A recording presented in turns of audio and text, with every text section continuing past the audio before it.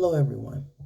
My name is Algier Davis, and this is my discussion board post on what makes a good collaborative service team for public health. Public health projects occur every day in many different settings. Schools, hospitals, clinics, gyms, churches, police departments, and businesses participate in food and clothing drives, vaccinations, health screenings, food pantries, gun violence prevention, and dietary education campaigns without being aware they are taking part in public health programs. Basically, any activity that focuses on improving the health and well being of the members of your community is a part of public health. None of these activities can take place without the efforts of multiple people working together as a team.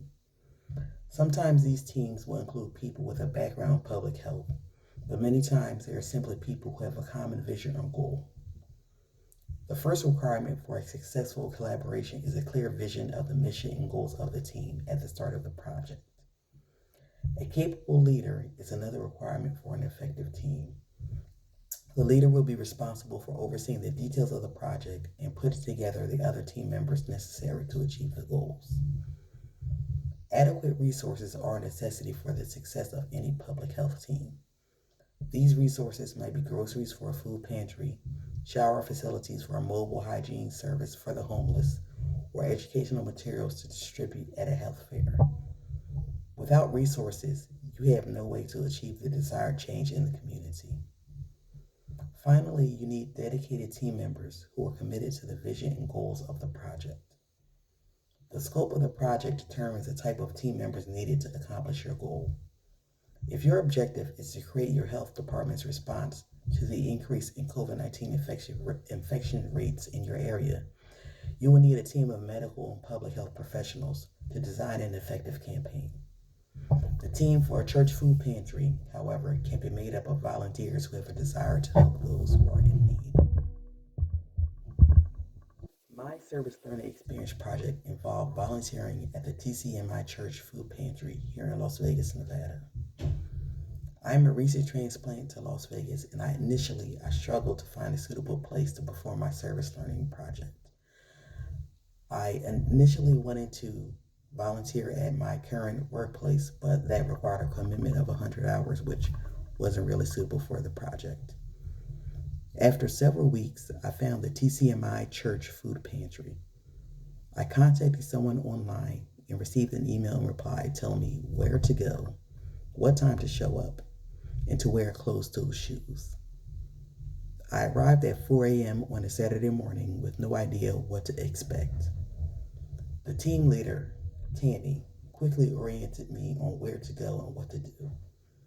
I spent the next 8 hours separating groceries, moving crates, packing boxes, cleaning, and putting away groceries.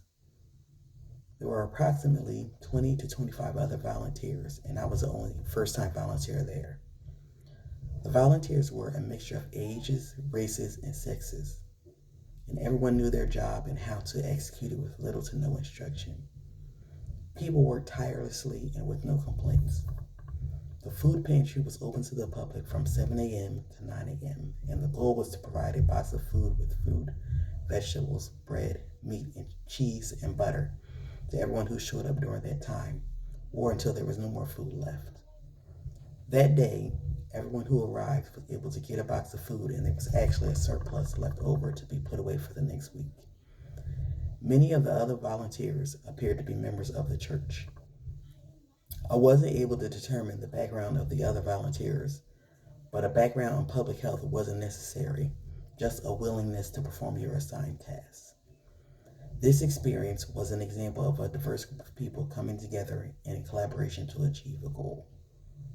Everyone was there for the same goal, to help those who are in need.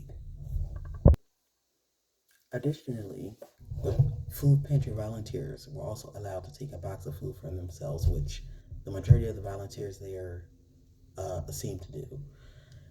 This taught me a lesson that although the people were there to help others in need, they may actually have been in need themselves, and you aren't able to determine who may or may not be in need by looking at them. It was a very gratifying experience, and I also intend to continue to volunteer even though So it's no longer required for the class because of the service to those who are in need. Thank you.